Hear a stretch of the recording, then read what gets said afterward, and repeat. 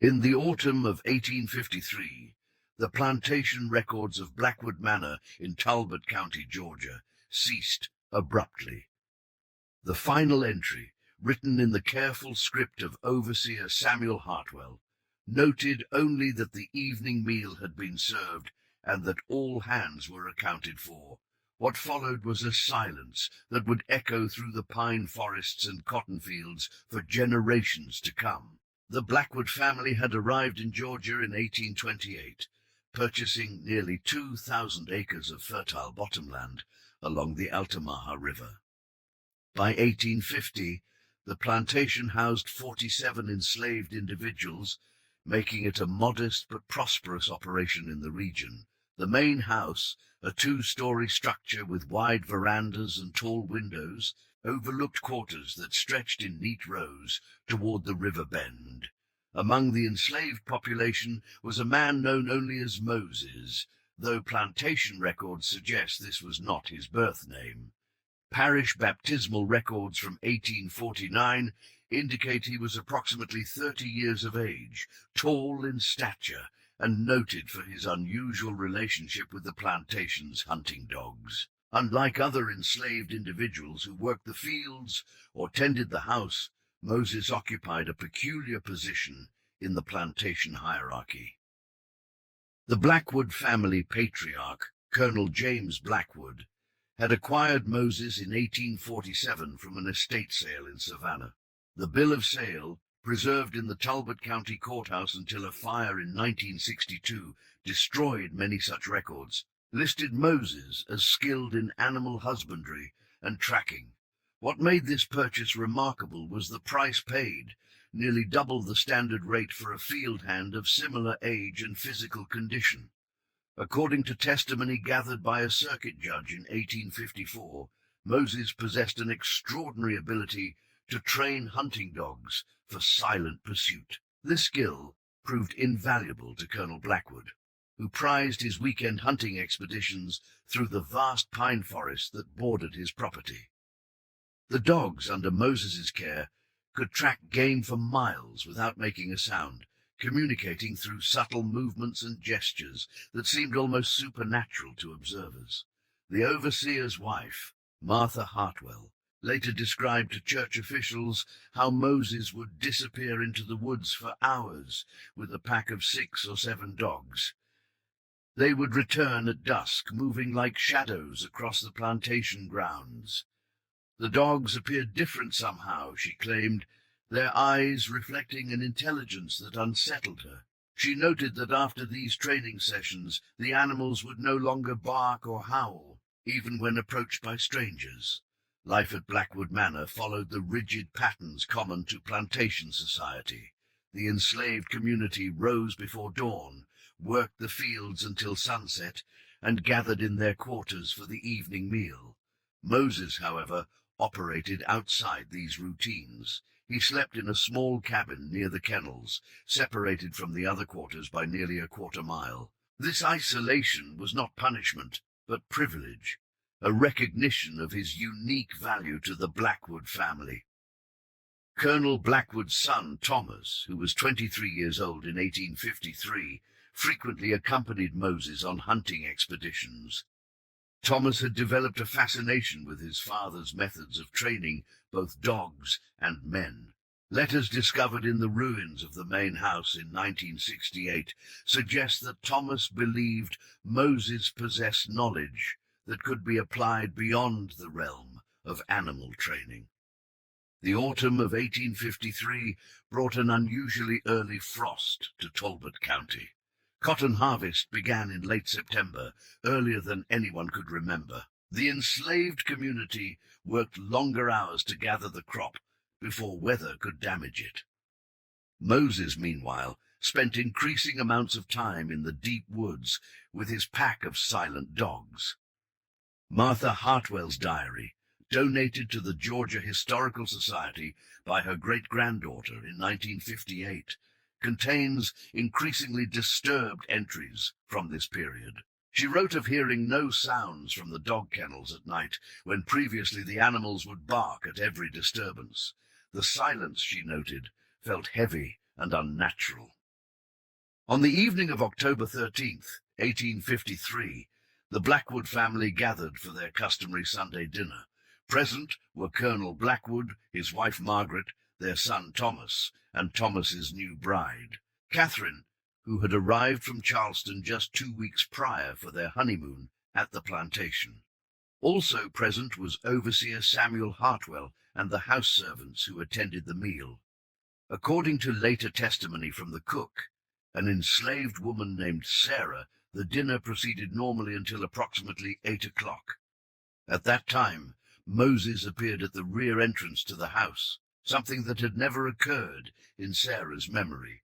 He spoke quietly with Colonel Blackwood, who then dismissed the house servants and called for his son and son-in-law to join him on the rear veranda. What transpired during this conversation was never recorded, but Sarah later told investigators that she observed the men follow Moses toward the kennels. The women remained in the house, where Catherine complained of feeling unwell and retired to her chambers. Margaret Blackwood and Martha Hartwell spent the evening in the parlor, expecting the men to return within the hour. They never did. Sarah's testimony, preserved in a handwritten account by the visiting circuit judge, describes the growing anxiety in the house as the hours passed. By midnight, Margaret Blackwood had sent Sarah to check the kennels. The young woman returned, claiming the structures were empty. No dogs, no men, no sign of disturbance. When dawn broke on October 14th, the absence of the Blackwood men created immediate chaos. The overseer's wife dispatched riders to neighboring plantations and to the county seat, but no trace of the missing men could be found. More disturbing was the complete disappearance of Moses and the entire pack of hunting dogs. In the days that followed, search parties combed the pine forests and river bottoms without success. The silence that had characterized Moses's trained dogs now seemed to envelope the entire plantation. Even the natural sounds of the Georgia wilderness, bird song, insect noise, the rustle of small animals, appeared muted in the areas where the search concentrated. A week after the disappearance, Margaret Blackwood made the difficult decision to travel to Savannah to consult with her late husband's business associates and legal advisors. Catherine, still recovering from what she described as a persistent illness, remained at the plantation under Martha Hartwell's care. It was during Margaret's absence that Catherine made her first significant disclosure. Speaking to Martha in the privacy of her chambers, she revealed that her brief marriage to Thomas had exposed her to disturbing conversations about the methods employed at Blackwood Manor. Thomas, she claimed, had spoken of experiments in control and obedience that extended beyond animal training. Catherine's account, recorded in Martha's diary, suggested that Moses had developed techniques for inducing complete compliance in both animals and humans through methods that combined physical conditioning with psychological manipulation. The silence of the dogs, she indicated, was not merely a training achievement, but the result of a more profound alteration of their natural behaviors. These revelations took on new significance when Catherine began experiencing episodes of memory loss. She would find herself in locations on the plantation with no recollection of how she had arrived there. Sometimes she discovered herself standing at the edge of the pine forest, facing the darkness between the trees, with muddy feet and clothing that suggested she had been walking for hours. Martha's diary entries from this period reflect growing fear and isolation. With Margaret still in Savannah and the overseer missing, the two women found themselves responsible for maintaining order among the enslaved population, while confronting inexplicable events that challenged their understanding of the world. The enslaved community, meanwhile, had organized itself under the leadership of an older man named Job, who had served as a field foreman. According to later testimony, Job claimed that Moses had spoken to him on the night of the disappearance, warning him to keep the community together and to avoid the pine forest until the teaching was complete. Albeit what Moses meant by the teaching became clearer when Catherine's condition worsened. She began speaking in her sleep, carrying on what sounded like conversations with invisible companions. Martha, sleeping in an adjacent room to monitor Catherine's welfare, transcribed these nocturnal monologues in her diary. The conversations followed consistent patterns. Catherine would respond to unheard questions with detailed descriptions of hunting techniques, methods of tracking prey through dense vegetation, and strategies for moving without detection. Most disturbing was her apparent knowledge of the plantation's layout, including areas she had never visited and architectural details of structures she had no reason to know. When Margaret Blackwood returned from Savannah in early November, she found her daughter-in-law in a state that defied medical explanation. Catherine responded to commands with an immediacy that seemed almost mechanical, but she showed no recognition of familiar faces or objects. She could perform complex tasks related to plantation management, but appeared unable to engage in normal conversation. Margaret immediately summoned Dr. Elias Pemberton from Savannah, who spent 3 days at the plantation examining Catherine and documenting her condition. His report, preserved in the records of the Medical College of Georgia until those files were transferred to microfilm in 1967 and subsequently lost, described symptoms that had no precedent in his experience. Dr. Pemberton noted that Catherine exhibited perfect physical coordination and enhanced sensory awareness, particularly acute hearing and night vision. She could navigate the plantation grounds in complete darkness and detect sounds imperceptible to others. However, she showed no emotional responses and seemed incapable of independent thought or action without explicit instruction. More troubling was Catherine's apparent communication with the missing hunting dogs. During his 3rd night at the plantation, Dr. Pemberton observed Catherine standing motionless on the rear veranda for several hours. At precisely midnight, he noted the sound of movement in the pine forest, a subtle rustling that seemed to approach the house before retreating back into the darkness. Catherine responded to these sounds with subtle gestures and movements that reminded Dr. Pemberton of the hand signals used by hunters to direct their dogs. When he attempted to interrupt her apparent communication, she turned toward him with an expression he described as utterly vacant yet somehow predatory. Atui. The following morning brought the discovery that would transform the investigation from a missing persons case into something far more disturbing. Job, while leading a group of field hands to clear drainage ditches near the river, uncovered what appeared to be a deliberately excavated chamber beneath the root system of a massive live oak tree. The chamber, approximately 8 feet square and 6 feet deep, contained evidence of recent occupation. Scattered throughout the space were items of clothing identified as belonging to the missing men, along with tools and implements whose purpose remained unclear.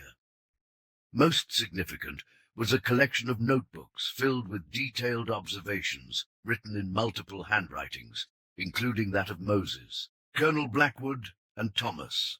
The notebooks documented a series of experiments conducted over several months prior to the October disappearance. The entries described techniques for breaking down what the writers termed natural resistance in both animals and humans through combinations of isolation, repetitive conditioning, and gradual elimination of individual will. According to these records, Moses had not been merely training hunting dogs, but developing methods for creating what the writers called perfect compliance. The goal was to produce beings, whether animal or human, capable of following complex instructions without question, while retaining their physical capabilities and specialized skills. The notebooks revealed that Thomas Blackwood had been an enthusiastic participant in these experiments, viewing them as a more efficient approach to plantation management. Colonel Blackwood's entries suggested initial skepticism that gradually gave way to fascination with the results Moses achieved. Most disturbing were the final entries, written in the days immediately preceding the disappearance. These describe preparations for what Moses termed the final demonstration, a test of whether the techniques could be applied successfully to members of the plantation's ruling class. Catherine, the notebooks revealed, had been selected as the primary subject for this demonstration. Her recent arrival at the plantation and lack of familiarity with its routines made her an ideal candidate for the conditioning process. The honeymoon period provided cover for the extended isolation and controlled environment necessary for the transformation. The notebook entries ended abruptly on October 12th, the day before the disappearance. The final entry, written in Moses's hand, consisted of a single line, "Tomorrow we teach the teachers." Dr. Pemberton's investigation took on new urgency with these discoveries. He attempted to examine Catherine more thoroughly, but she had disappeared from her chambers sometime during the night. A search of the plantation grounds revealed no trace of her whereabouts. Margaret Blackwood, faced with the loss of her entire family and the collapse of everything she understood about plantation life, made the decision to abandon Blackwood Manor. She arranged for the sale of the enslaved population to neighboring plantations and departed for Charleston, where she lived with relatives until her death in 1861.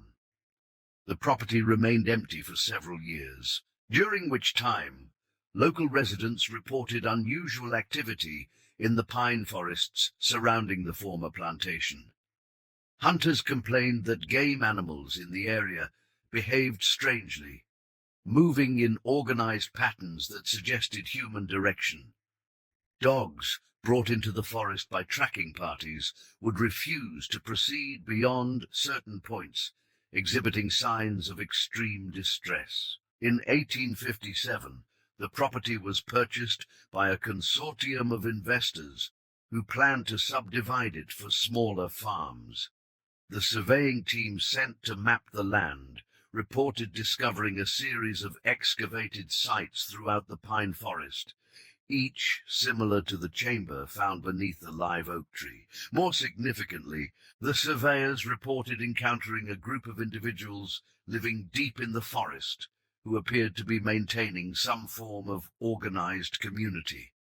Attempts to make contact with this group were unsuccessful, as the individuals would disappear at the first sign of approach. The surveyor's description of these forest dwellers matched the physical characteristics of the missing Blackwood men, though they were unable to confirm identification due to the distance and brief nature of the sightings. What struck them as most unusual was the presence of what appeared to be a pack of large dogs that moved with the group in perfect coordination.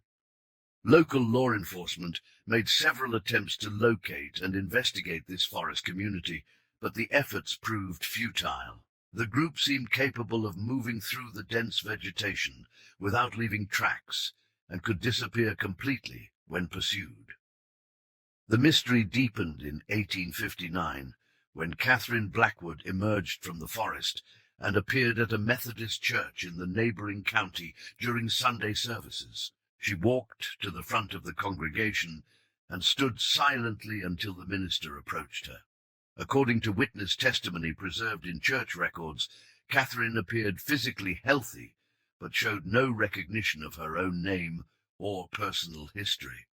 She responded to direct commands, but seemed incapable of independent communication. Most unsettling to the congregation was her apparent inability to participate in the service. She showed no response to hymns, prayers, or scripture readings.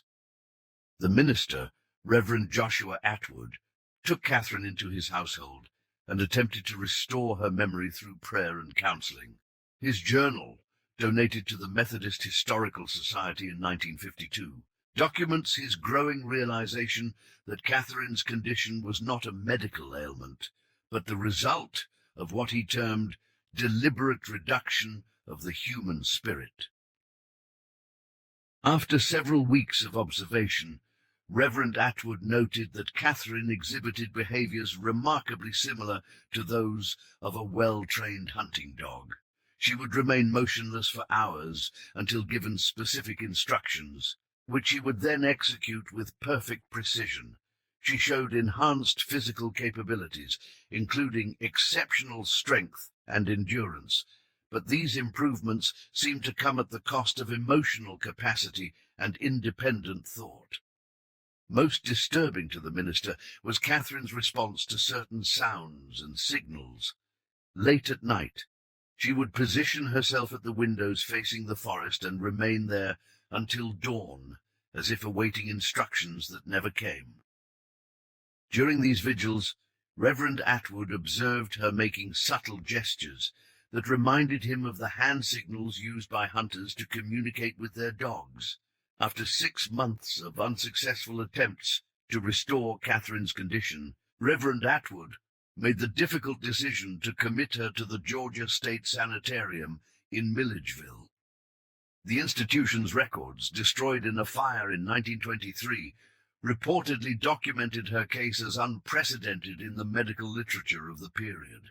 Catherine remained at the sanitarium until her death in 1867. According to the brief mention in the local newspaper, she died peacefully in her sleep, but never regained her memory or capacity for independent thought. Her body was buried in the institution's cemetery under a marker that identified her only as unknown female, age approximately 30. The fate of the missing Blackwood men was never definitively established.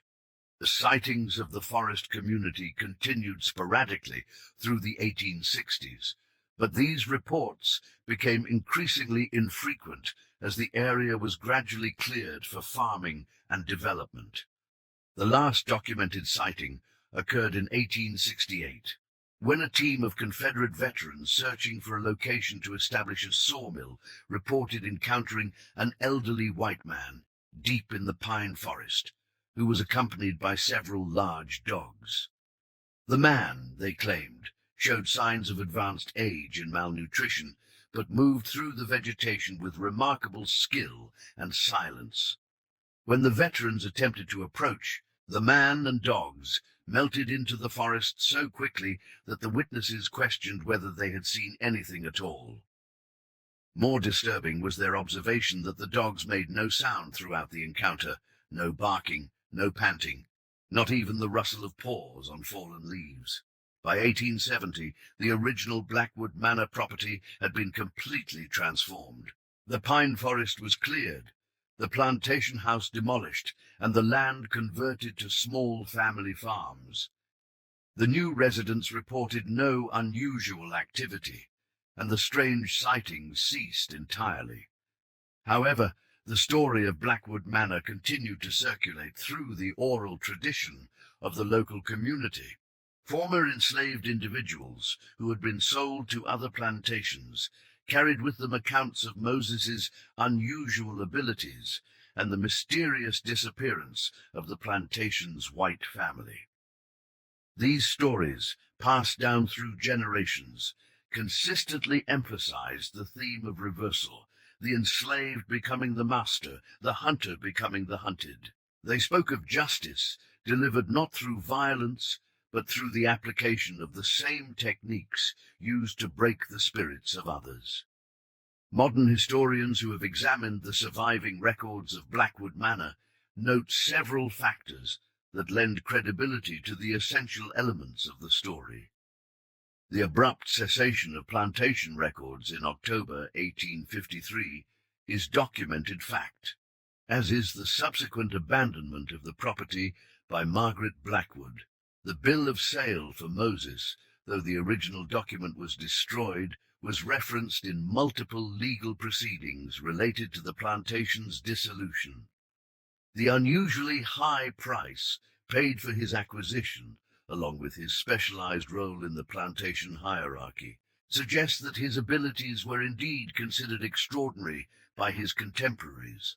Perhaps most significantly, the techniques described in the recovered notebooks align closely with methods documented in other historical instances of systematic behavioral conditioning.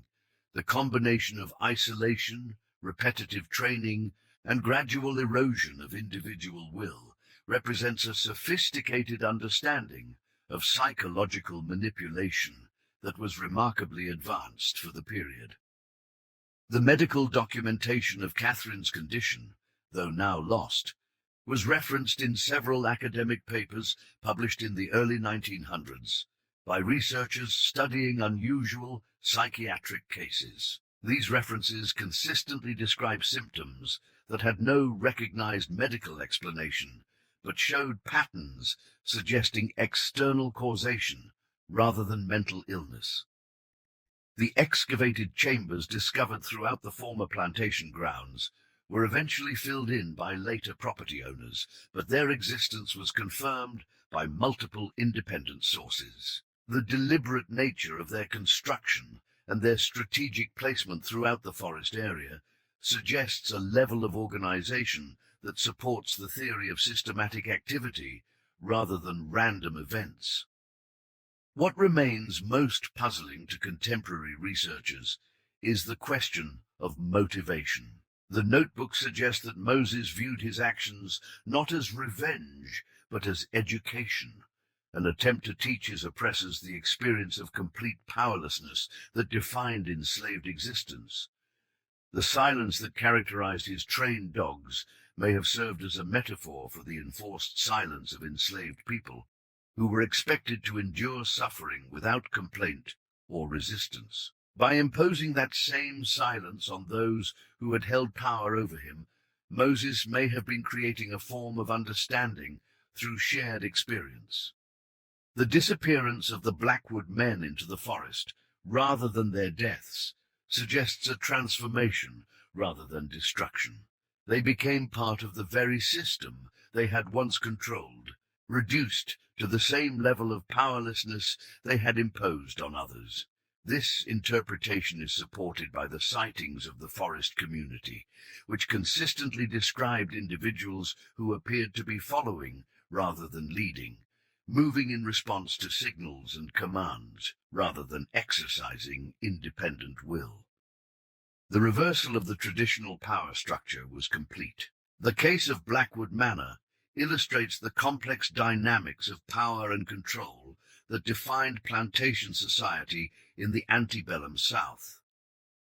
It suggests that the knowledge and skills possessed by enslaved individuals were far more sophisticated than their oppressors recognized or acknowledged. Moses's abilities in animal training represented just one example of the expertise that enslaved people developed while remaining invisible to those who claimed ownership over them.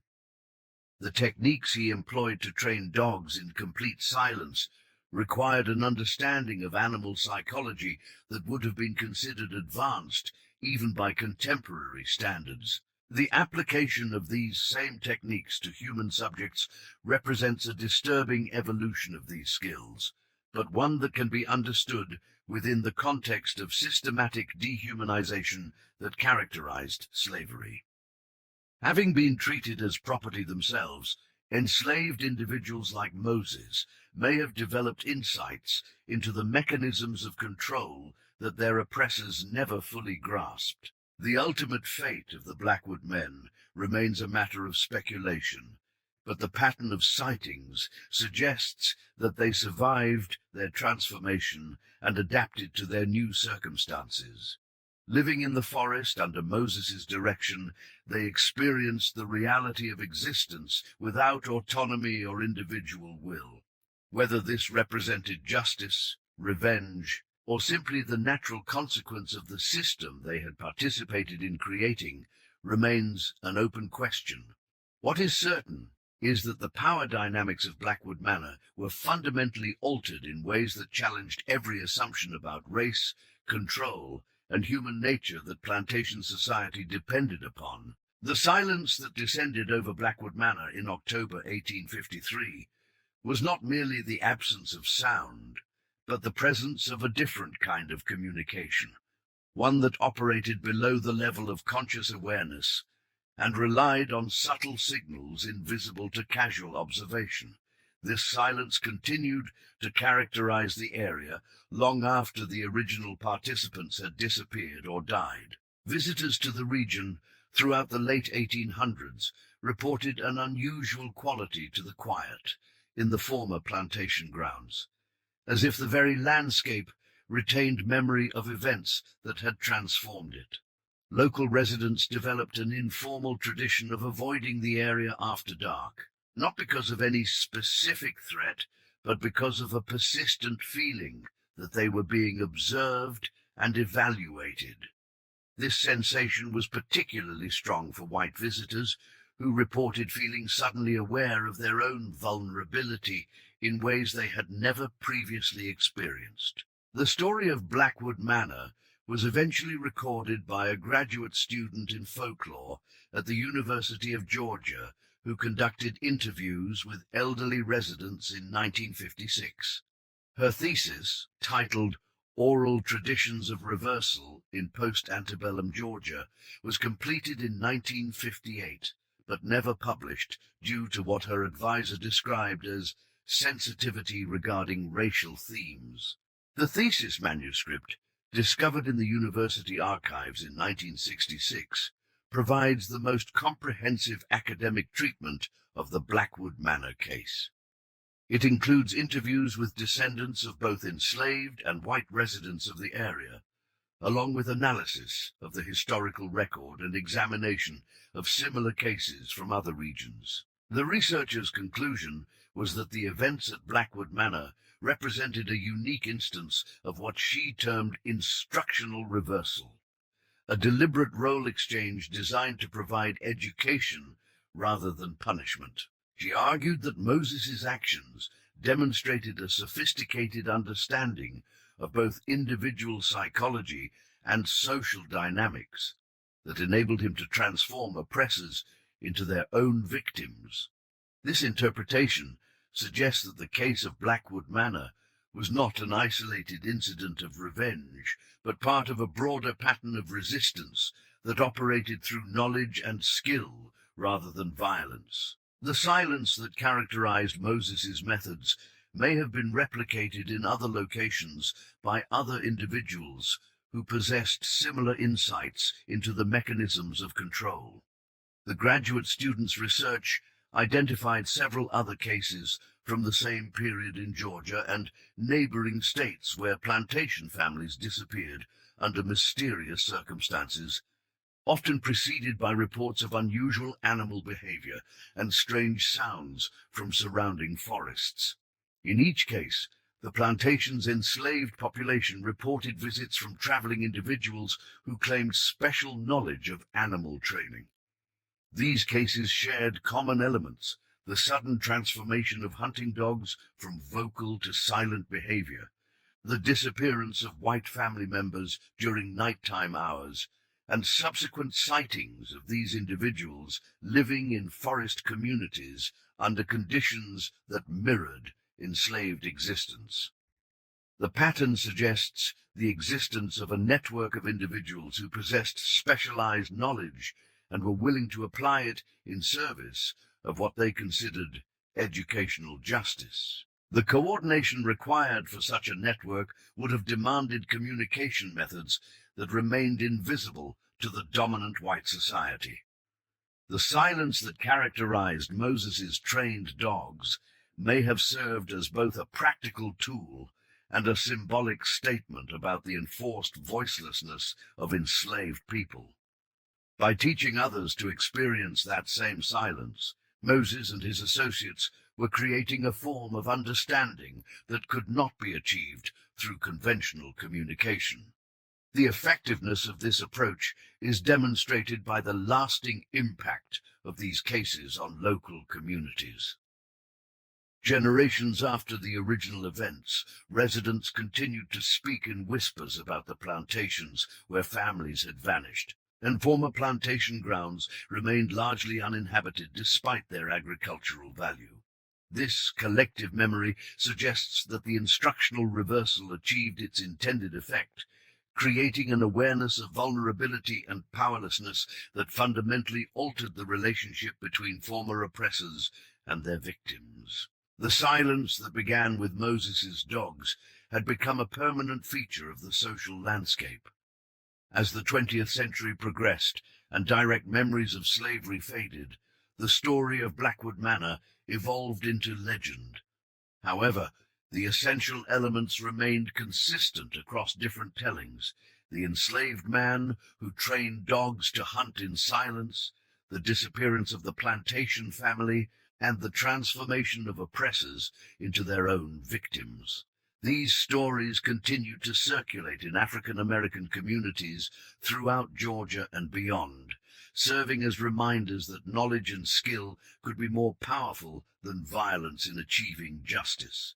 They emphasized themes of patience, careful observation, and the strategic application of specialized abilities to achieve seemingly impossible goals.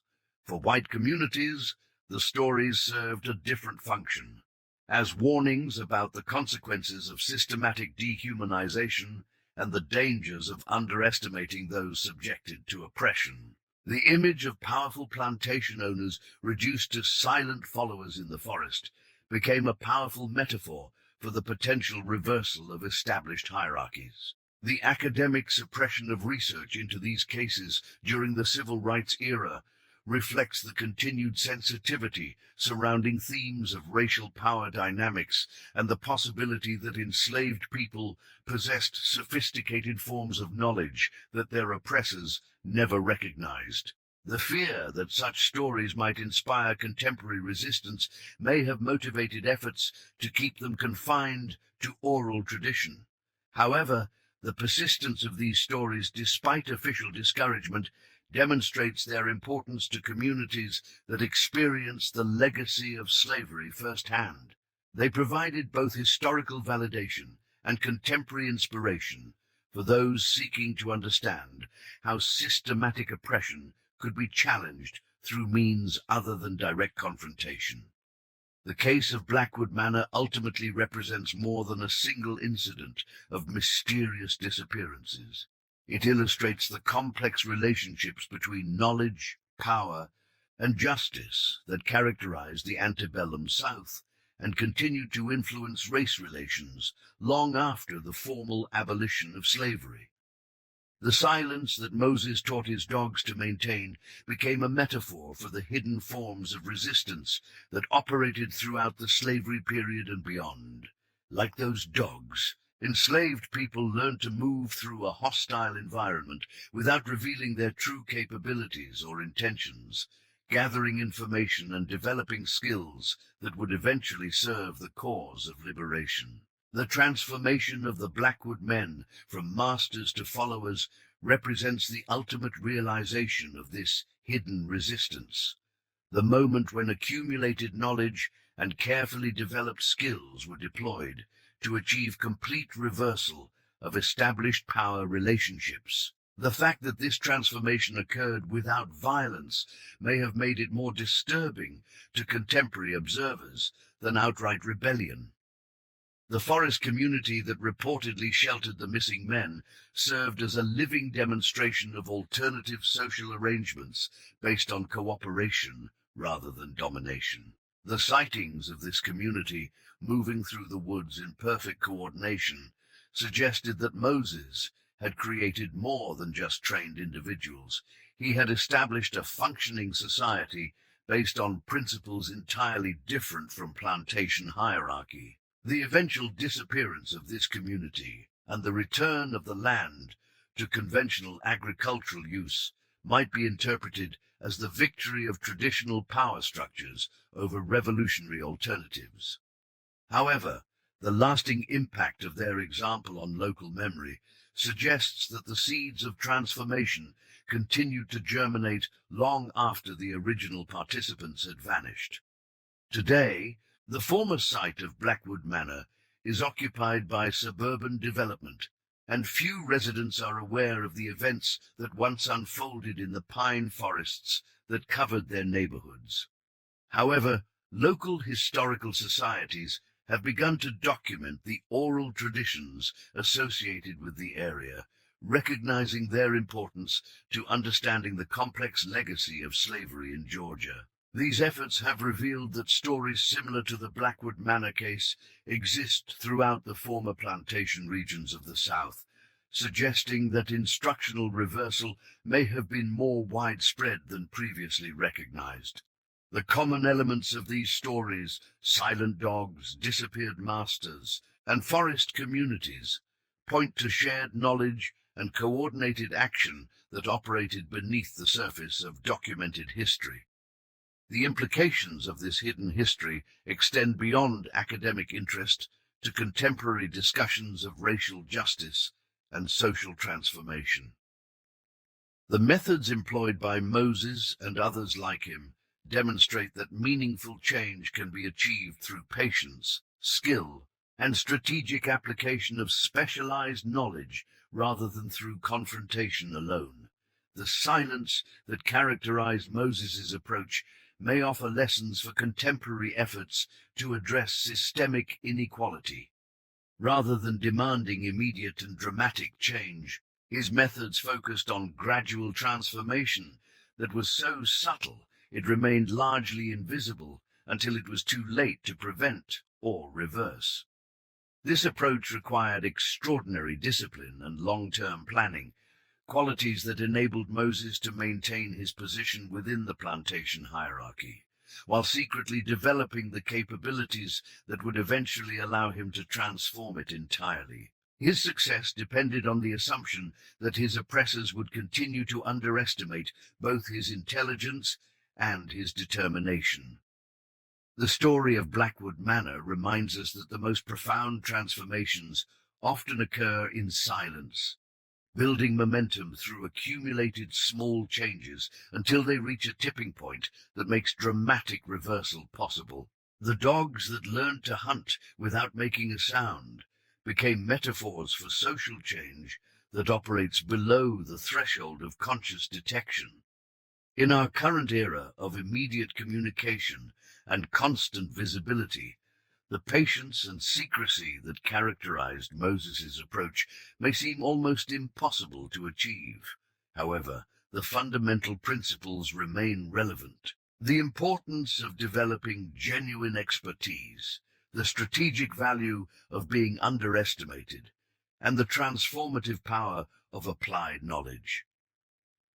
The silence that still echoes through the former grounds of Blackwood Manor serves as a reminder that some of history's most significant events may never have been officially recorded. The voices that were systematically excluded from historical documentation may have been far more influential than the documents suggest, operating through methods that left no written trace but produced lasting change.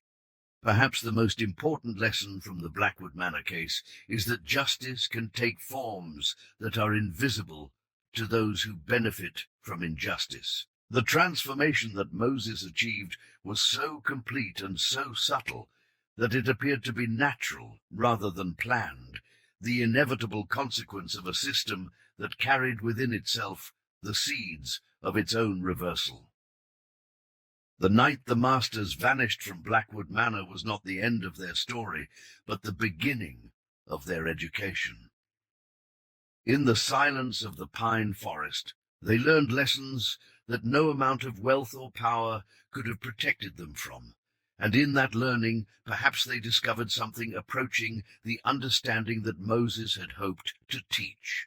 The sound that still echoes through those Georgia woods is not the bark of hunting dogs or the voices of missing men, but the whisper of transformation that continues to move through the world, patient and persistent as the wind through the pines, teaching those who are ready to learn that silence sometimes speaks louder than any sound. The records end there, but the silence continues. In 1968, the last documented reference to Blackwood Manor appeared in a brief archaeological survey conducted before the construction of Interstate 75. The survey team noted unusual soil patterns in what had once been pine forest, suggesting extensive underground excavation from an earlier period. No artifacts were recovered, and the survey was completed ahead of schedule when several team members reported persistent feelings of being watched while working in the area. The highway construction proceeded without incident, and today thousands of travelers pass daily over ground that once held secrets too dangerous to preserve. The final piece of evidence surfaced in 1969 when the estate of Reverend Atwood's great-nephew was being settled. Among his papers was a single letter dated 1867, written in a careful hand that analysis would later confirm belonged to Catherine Blackwood. The letter, addressed to no one in particular, consisted of only a few lines. "I remember now what I was taught in the silence. The forest is patient. The forest is always listening. And someday the forest will teach again." The letter was donated to the Methodist Historical Society, where it remained in storage until the building was demolished in 1974. The demolition crew reported finding the archives scattered by what appeared to be severe water damage, though no source of the water could be identified. Today, the story of Blackwood Manor exists only in whispered conversations among elderly residents of Talbot County, and in the fragmentary records that survived fire, flood, and deliberate destruction. But on quiet nights, when the wind moves through the pine trees that have grown back along the Altamaha River, some say you can still hear the sound of dogs moving through the darkness, dogs that have learned to hunt in perfect silence. The lesson Moses taught was simple. Those who would reduce others to voiceless obedience may themselves learn the meaning of silence. In the end, the masters of Blackwood Manor discovered that the greatest teacher is experience, and some lessons can only be learned by becoming what you have made others become. The night they vanished, they began a different kind of education, one that continues still, patient as the forest, silent as the dogs that learn to hunt without making a sound. And perhaps, in that silence, they finally understood what Moses had always known. The true power lies not in breaking spirits, but in choosing when to speak and when to remain silent. The forest remembers. The forest is always listening, and the forest is a very patient teacher.